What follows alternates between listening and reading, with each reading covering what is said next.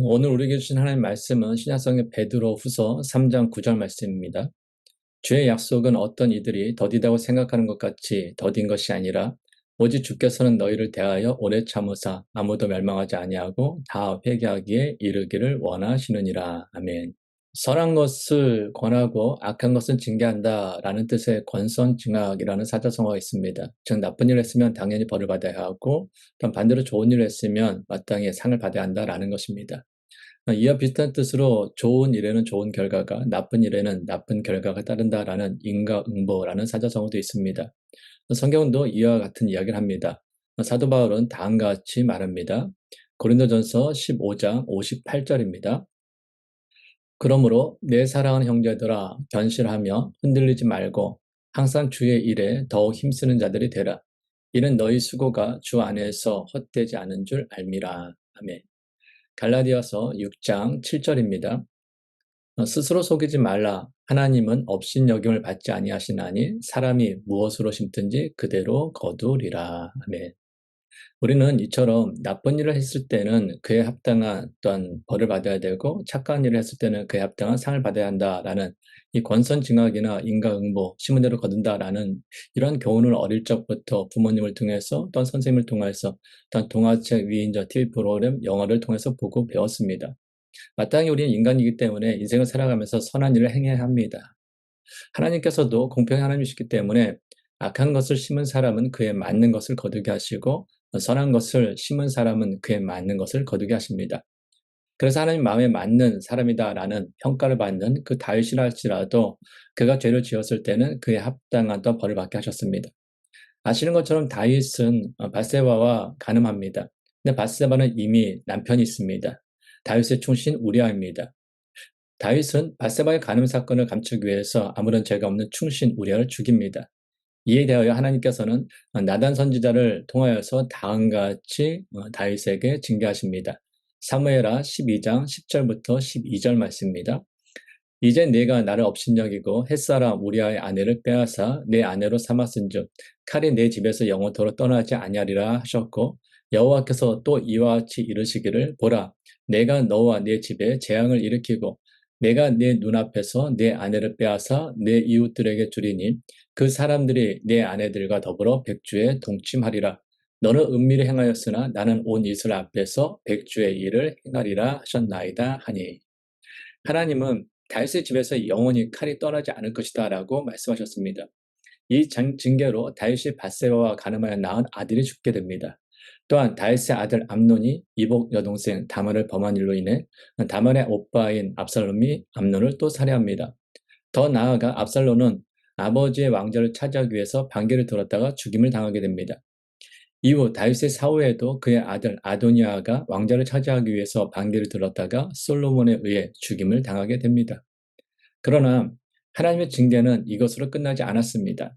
다윗은 우리아의 아내를 은밀한 중에 강제로 빼앗았지만 정작 다윗 본인은 밝은 대낮에 그의 아내들을 이웃들에게 빼앗기게 될 것이라고 하십니다.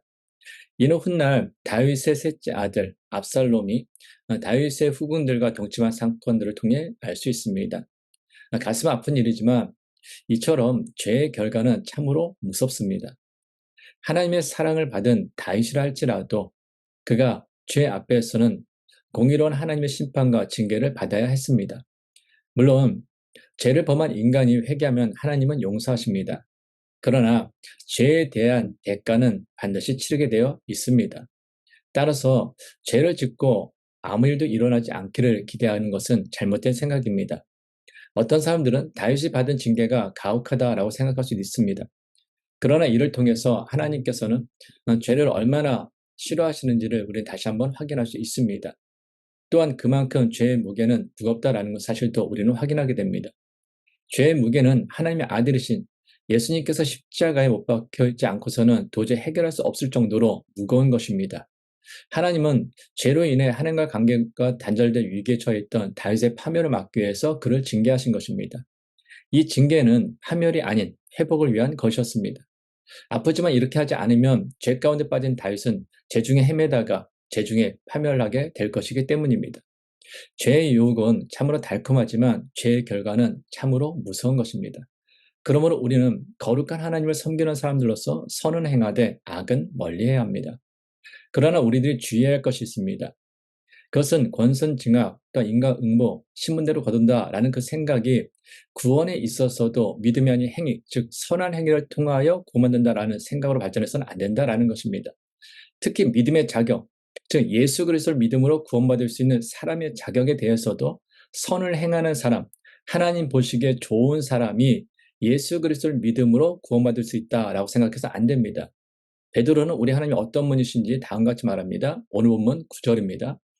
주의 약속은 어떤 이들이 더디다고 생각하신 것 같이 더딘 것이 아니라 오직 주께서는 너희를 대하여 오래 참으사 아무도 멸망하지 아니하고 다 회개하기에 이르기를 원하시느니라. 아멘. 여기서 말씀하신 하나님은 어떤 분이십니까? 하나님은 죄인된 우리에 대하여 오래 참으시는 분이십니다. 하나님은 죄인된 우리 중에 아무도 멸망하지 않고 모두 회개하기에 이르기를 원하시는 분이십니다. 무엇을 의미하는 것입니까? 하나님께서는 선을 행한 사람에게 믿음을 주시고 악을 행하는 사람에게는 믿음을 주시지 않는 분이 아니라는 것입니다. 하나님께서는 비록 죄인이라 할지라도 그를 당장 심판하지 않고 기다리시는 분이십니다. 왜냐하면 우리를 향한 하나님의 본심은 심판이 아니라 구원이기 때문입니다. 그래서 믿음의 자격은 선을 행하였는지 악을 행하였는지의 문제가 아니라 구원의 필요에 대한 문제입니다.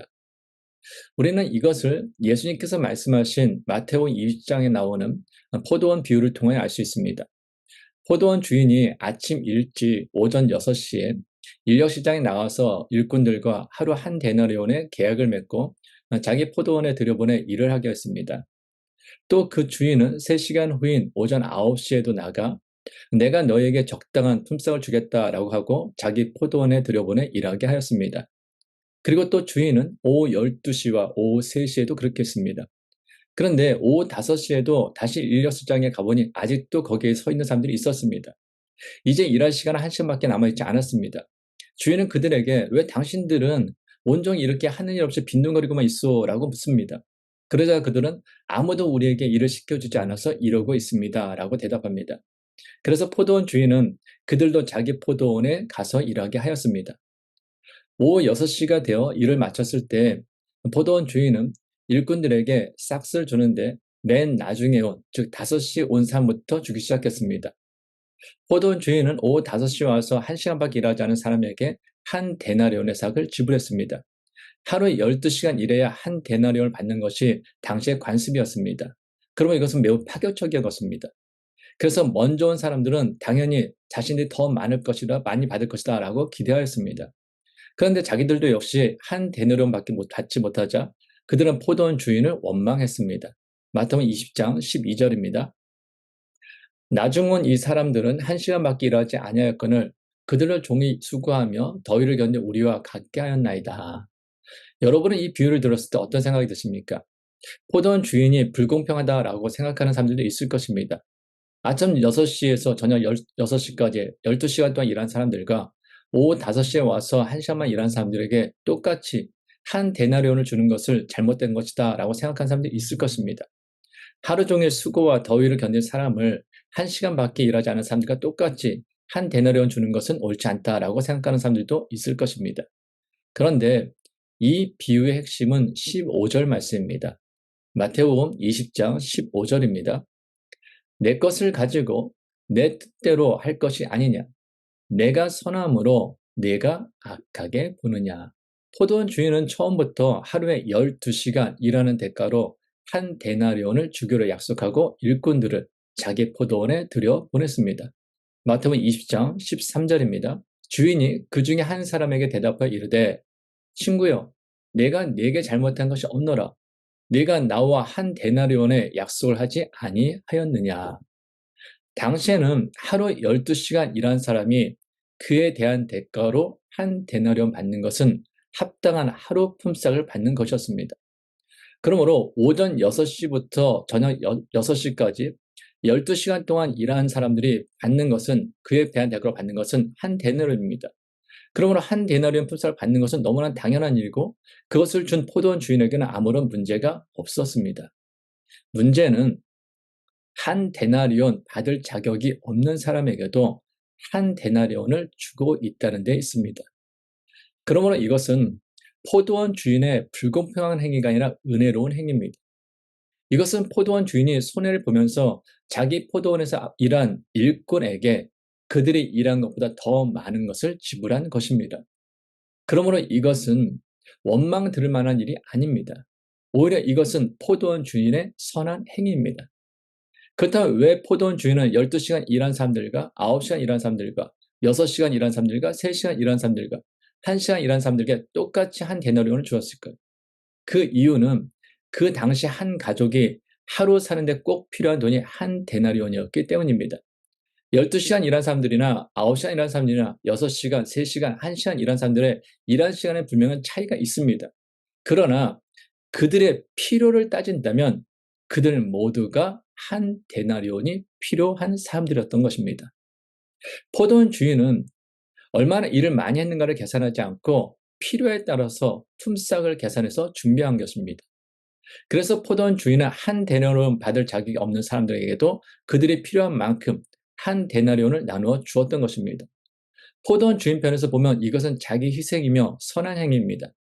12시간 일한 사람들은 포도원 주인이 불공평하다라고 원망했지만 사실은 포도원 주인은 그의 선함 때문에 칭송을 받아야 합니다.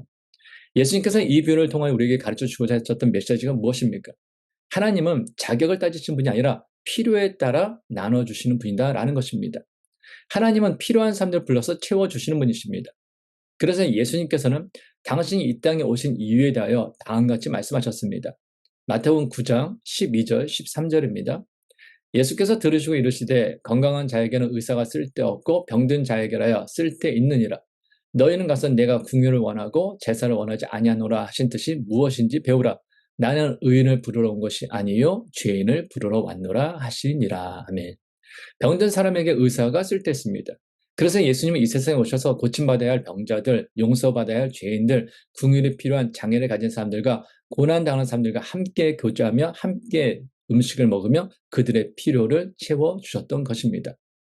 그럼에도 사람들 중에는 심지어 그리스도인이라는 사람들 중에도 하나님의 은혜를 받을 만한 자격이 있는 사람과 자격이 없는 사람, 예수님을 믿음으로 구원받을 만한 자격이 있는 사람과 자격이 없는 사람으로 나누는 사람들이 있습니다. 이유가 무엇입니까? 나는 의롭다라고 생각하기 때문입니다. 그러나 이에 대하여 사도 바울은 다음같이 우리를 향하여 질문합니다. 로마서 3장 27절 상반절입니다. 그런즉 자랑할 때가 어디냐 있을 수가 없느니라. 바울은 구원받은 우리에게 자랑할 것이 있느냐라고 묻습니다. 그러면서 바울은 있을 수 없다라고 분명히 말합니다. 왜냐하면 우리가 하나님께 구원받은 것은 우리가 의롭게 행동했기 때문이 아니라 믿음의 법에 의해 의롭다함을 받은 것이기 때문입니다.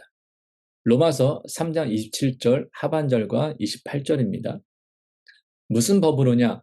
행위로냐? 아니라 오직 믿음의 법으로니라. 그러므로 사람이 의롭다 하심을 얻은 것은 율법의 행위에 있지 않고 믿음으로 되는 줄 우리가 인정하노라. 아멘. 여기서 법은 방법이라는 의미입니다. 즉 우리는 믿음이라는 방법을 통해서 하나님 앞에 의롭다함을 받고 구원받게 된 것입니다. 그러므로 우리는 우리의 구원에 대하여, 우리의 의에 대하여, 우리의 행위에 대하여 교만하거나 자랑하지 말아야 합니다. 나아가 나와 너를 구별하며 구원받을 사람과 구원받지 못할 사람, 예수를 믿을 사람과 예수를 믿지 못할 사람을 인간적인 행위의 기준으로 나눠서는 안 됩니다. 그럼에도 만일 내 마음속에 위와 같이 자신의 구원에 대하여, 자신의 의에 대하여, 자신의 행위에 대하여 자랑하거나 나와 다른 사람을 구별하고 나아가 인간적인 행위를 가지고 예수를 믿을 사람과 예수를 믿지 못할 사람을 나누려는 그 생각이 든다면, 그 마음이 있다면 다음의 말씀에 귀 기울이시기 바랍니다. 시편 139편 1절입니다.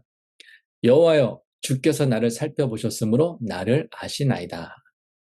여기서 살펴보셨다라는 것은 내 내면의 깊은 곳을 파서 안다라는 것입니다. 하나님께서 나를 아시는데 그저 외적인 모습만 아는 것이 아니라 내 내면의 깊은 곳, 나의 내면의 깊숙한 곳에 있는 모든 것을 아신다라는 것입니다. 시편 139편 2절입니다. 주께서 내가 앉고 일어섬을 아시고 멀리서도 나의 생각을 밝히 아시오며. 또한 하나님께서는 나의 앉고 일어서는 걸 아십니다. 내가 어떤 자리에 있든지 하나님께서는 모든 걸 아십니다. 또한 하나님께서는 내가 무슨 생각을 하며 살아가고 있는지, 내가 날마다 매 순간마다 하는 그 생각도 다 아십니다. 시편 139편 3절입니다. 나의 모든 길과 내가 눕는 것을 살펴보셨으므로 나의 모든 행위를 익히 아시오니. 그리고 하나님께서는 내가 일상적인 삶 가운데 어떤 행동을 하며 살아가는지 나의 모든 행위를 아십니다. 시편 139편 4절입니다. 여호와여 내 혀의 말을 알지 못하시는 것이 하나도 없으시니이다. 마지막으로 하나님께서는 내가 어떤 말을 하며 살아가고 있는지 내 입술의 모든 말을 아십니다. 하나님은 어떤 분이십니까? 나에 대해서는 나보다 더 잘 아시는 분입니다. 내 삶이 어떠한지, 내가 어떤 자리에 있는 것을 즐거워하는지, 내가 어떤 말을 하는지, 내가 속으로 어떤 생각을 하는지 등 하나님께서는 나에 관해서는 나보다 훨씬 더 잘 아시는 분이십니다. 그 하나님께서 사도 바울을 통하여 우리를 향하여 다음같이 경고하십니다. 로마서 2장 1절입니다. 그러므로 남을 판단하는 사람아 누구를 막론하고 내가 핑계하지 못할 것은 남을 판단하는 것으로 네가 너를 정죄하느니 판단하는 네가 같은 일을 행함이니라. 아멘. 하나님께서 이렇게 이야기하십니다. 내가 너에 대해서 너보다 더 잘 아는데 너는 혹시 잊었더라도 나는 네가 무슨 생각을 하며 살아가는지, 내가 무슨 말을 하며 살아가는지, 내가 어떤 행동을 하며 살아가는지, 네가 어떤 자리에 있는 걸 좋아하는지 나는 너에 대해서 너무나 잘 알고 있는데 네가 다른 사람을 판단한다고? 마치 내가 의로운 사람처럼 다른 사람을 판단하고 비난하고 정죄하지만 너의 실상은 그들과 똑같은데 네가 어찌 다른 사람을 판단하느냐라는 것입니다. 오히려 너 자신을 제대로 보지 못하면서 다른 사람을 판단한다면 그것은 오히려 너 스스로 너 자신을 판단하고 내가 너를 정죄하는 것이라고 하나님께서는 경고하시는 것입니다. 예수님 역시 다음같이 말씀하셨습니다. 마태복음 7장 3절입니다. 어찌하여 형제의 눈 속에 있는 티는 보고 내 눈 속에 있는 들보는 깨닫지 못하느냐. 사람들이 왜 다른 사람에 대하여 판단하고 정죄합니까? 다른 사람의 허물은 보면서 자신의 허물은 보지 않기 때문입니다.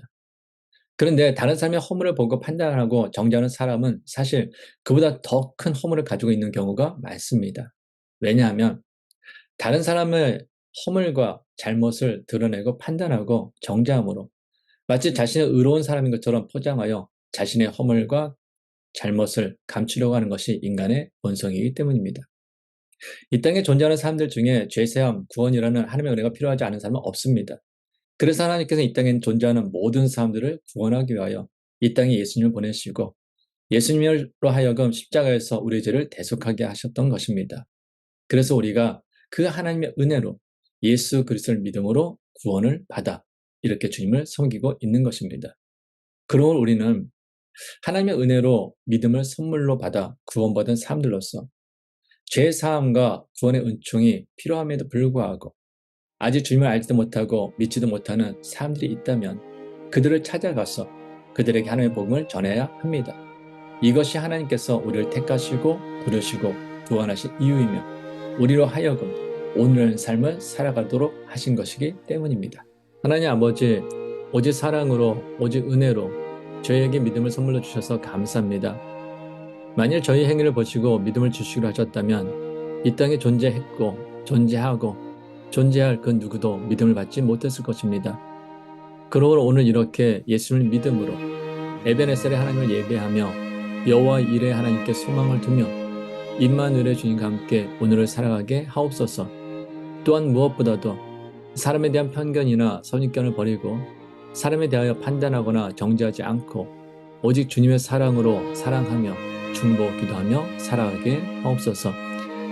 이제는 우리 주 예수 그리스도의 은혜와 하나님의 크신 사랑과 성령님의 교통하심이 오직 사랑으로 오직 은혜로 오직 선물로 믿음을 받은 사람들로서 하나님께 소망을 두고 하나님과 함께 오늘을 살아가며 사람에 대한 편견이나 선입견을 버리고 사람에 대하여 판단하거나 정죄하지 않고 오직 주님의 사랑으로 사랑하며 중보기도하며 살아가길 원하는 모든 성도들과 가정과 세워주신 기업 위에 이제부터 영원까지 함께 하시기를 간절히 축원하옵나이다. 아멘.